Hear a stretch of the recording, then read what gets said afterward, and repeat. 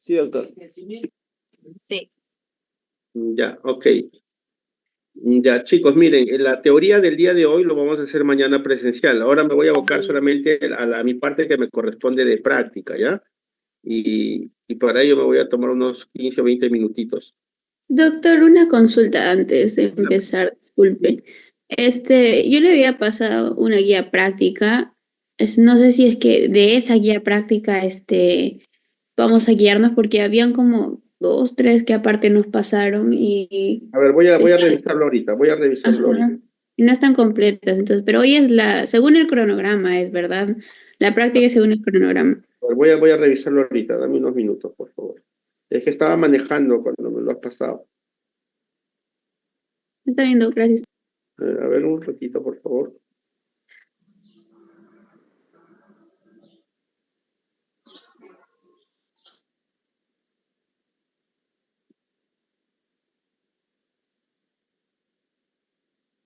Ya, a ver, un ratito.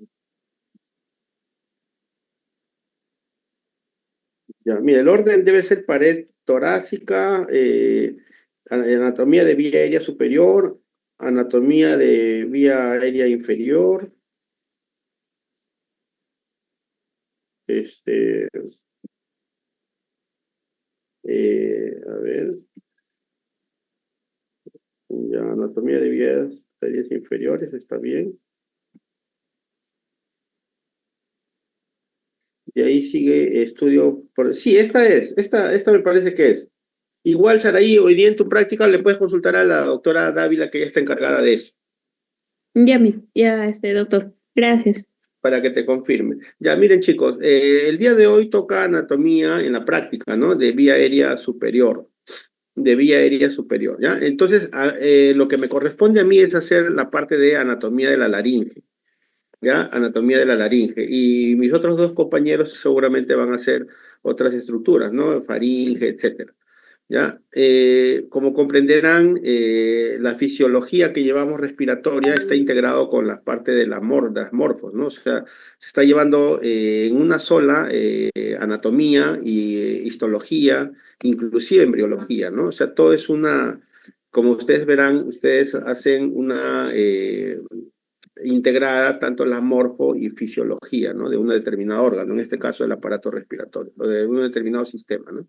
Del aparato respiratorio. Ok, entonces vamos a ver en relación a la laringe, que va a estar ocupado o va a ser un espacio de característica cilíndrica, va a estar en el cuello y se va a ubicar entre C3 y C6, ¿no? Aproximadamente, ¿no? Tiene una longitud aproximadamente de 4.5 centímetros, ¿no? Algunos dicen que pertenece a la vía aérea superior, otros dicen que pertenece a la vía aérea inferior.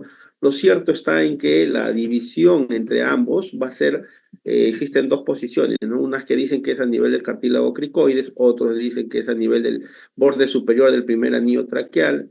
Sea cualesquiera, la vía aérea inferior prácticamente empieza desde la tráquea, ¿no? Y la laringe sería una estructura que corone precisamente esta vía aérea inferior, ¿ya? Entonces, superior, o sea, la parte superior se comunica con la faringe e inferiormente con la tráquea. Ustedes ya lo conocen muy bien, está formado por 9 cartílagos, ¿no? De las cuales 3 son impares y 3 son pares, ¿no? Como ustedes habrán visto. Y la función es producir el sonido, ¿no?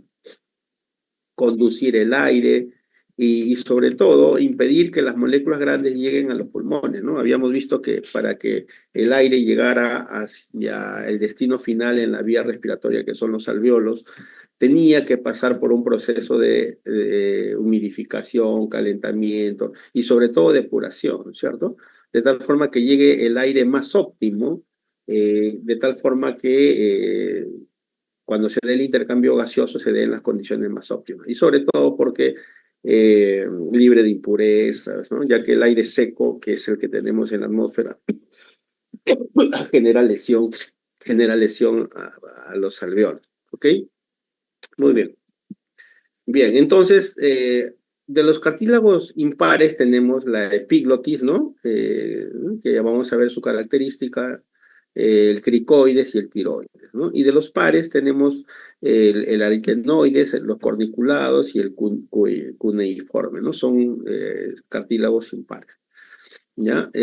Ahora, con respecto a los ligamentos, también acuérdense que la tiroides está compuesto por cartílagos, ligamentos y músculos, ¿no? En lo que respecta, por ejemplo, a los ligamentos, vamos a ver a los extrínsecos, a los intrínsecos, ¿no? Entonces, de los extrínsecos es lo que nosotros lo podemos ver cuando vemos esa estructura así en viva, por ejemplo, vemos la membrana tiroidea, ¿no? Vemos también el ligamento ioepiclótico, ¿no? Que es cuando la epiglotis se une al hueso, ¿no? A ioides. Tenemos también los ligamentos intrínsecos, ¿no? Y ahí, como ustedes están viendo en la pantalla, son 5, ¿no? El ligamento cricotiroideo, ligamentos focales, membrana cuadrangular, ligamentos vestibulares, membranas ariepiglóticas, ¿no? Ahora, con respecto a los músculos, que es básicamente lo que interesa y que tiene mucho que ver con el tema de la apertura de la glotis, de la vibración de la glotis que nos van a dar la resonancia de la voz, las características de la voz y la apertura de la glotis que nos va a permitir el pasaje del aire, ¿no? Hacia niveles más inferiores, tiene mucho que ver los músculos. De ellos tenemos los extrínsecos.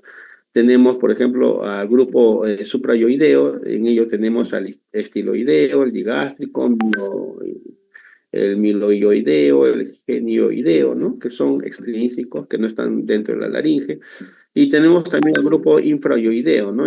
Ahí tenemos al esternoyoideo, al homoyoideo, esternotiroideo y el tiroyoideo, ¿no? Y los intrínsecos, que son los que básicamente van a estar en contacto entre dos cartílagos, ¿no? Por ejemplo, tenemos el cricotiroideo, ¿no? Que es un músculo que va desde el cricoides al tiroides. Tenemos el tiroaritenoideo, que va de la tiroides al aritenoides. O sea, son músculos que llevan como nombre las estructuras que los unen, ¿no? Entonces, y van a cumplir determinada función. Aquí estamos observando, por ejemplo, de una manera macroscópica, las estructuras de la vía aérea de la laringe, ¿no? Tenemos al hueso yoides, que está donde señala el puntero, tenemos al cartílago tiroides, ¿no? Y más abajo tenemos al cartílago cricoides, ¿no? La epiglotis no podemos verlo acá, y mucho menos los cartílagos impares que ya les hemos mencionado. La tráquea más abajo, ¿no? Pero también es importante ver las membranas, ¿no? Tenemos la membrana tiroidea y la membrana cricotiroidea, ¿no? Entonces, eso es importante. Acá tenemos una vista anterior y una vista posterior de la laringe, ¿no? Acá tenemos, por ejemplo, la epiglotis, ¿no? Acá sobresale la epiglotis. Como verán, en la parte posterior se puede apreciar mejor a la epiglotis, ¿no? Vemos que tiene un ligamento de inserción en el cartílago tiroides, ¿no? Y también un punto de inserción con el hueso yoides, ¿no?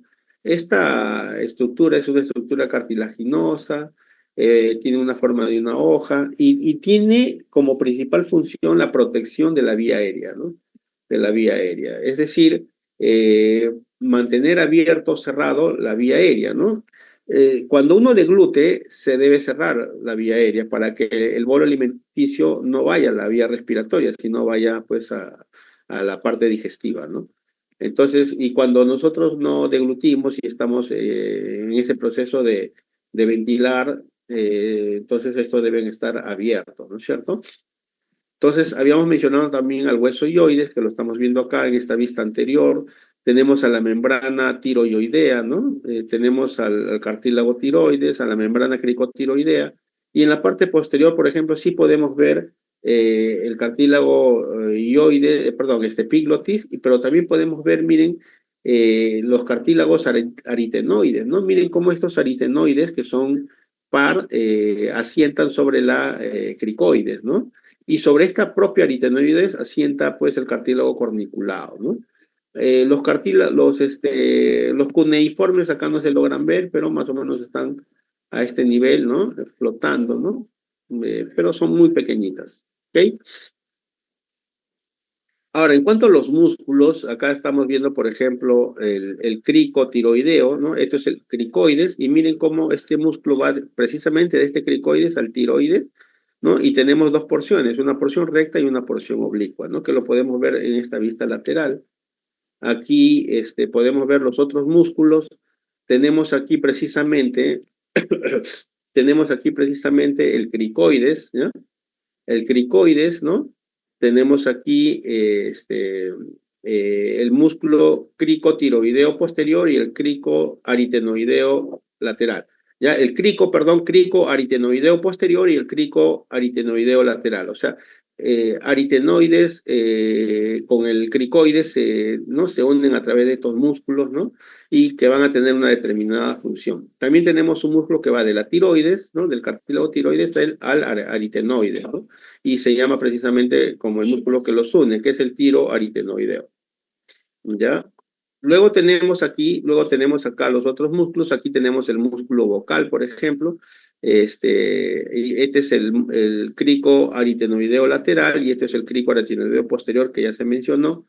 Y este es el músculo vocal, ¿no? Miren esta vista posterior, aquí se puede apreciar claramente los músculos aritenoideos, ¿no? O sea, propiamente del aritenoide, o sea, que prácticamente conectan ambos aritenoides, ¿no? Tenemos el oblicuo y tenemos el transverso, ¿no? En este caso tenemos dos oblicuos y un transverso, ¿ok? Esto vamos a ver acá justamente sus funciones, chicos, ¿ya? Sus funciones. Miren, aquí tenemos unas estructuras, acá tenemos los músculos y su acción y sus efectos sobre la rima glómica, ¿no? Esto que está acá es la glotis, ¿no? La glotis.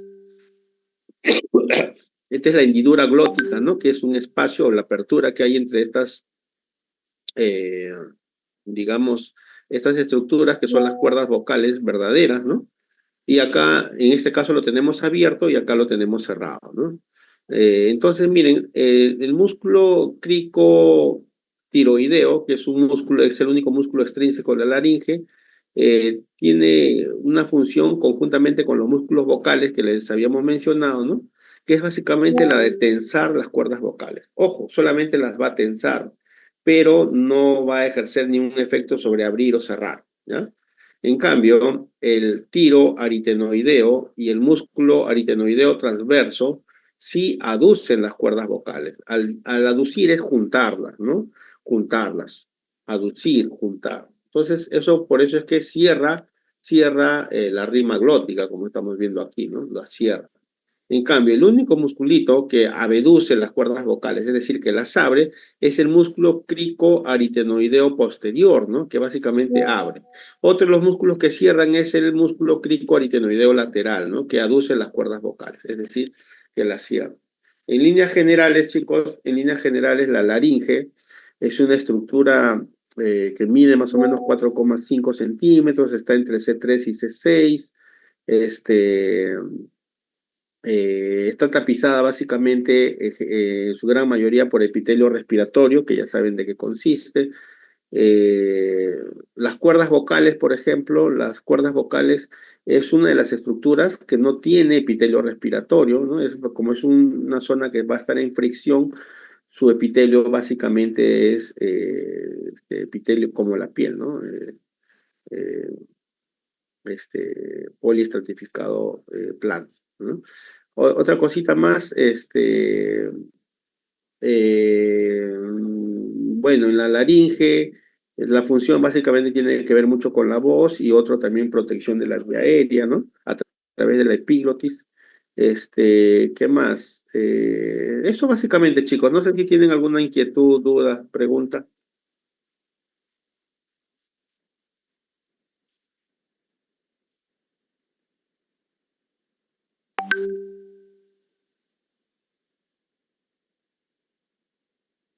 ¿Se entendió, chicos? Sí, doctor. Ya, chicos, miren, mañana hacemos la clase de hoy y la clase que toca mañana, ¿ya? Mañana, Dios mediante, 7:30 en punto, para empezar temprano. Ya, chicos, y le pediría a Saraí, que muy gentilmente está haciendo una buena labor, a quien felicito, que, bueno, a mí me parece que esa guía esta es la correcta, ¿no? Pero igual la última información, la última palabra la tiene en la parte práctica la doctora Dávila, le hacen presente. Muchas gracias, chicos. Los dejo entonces. Gracias, doctor. Hasta luego. A ustedes. Gracias, Hasta doctora. luego. Saraí, levanta. Ya, ok. Gracias, Saraí. Gracias. Gracias, doctor. Hasta luego. A ustedes. Chao, chao.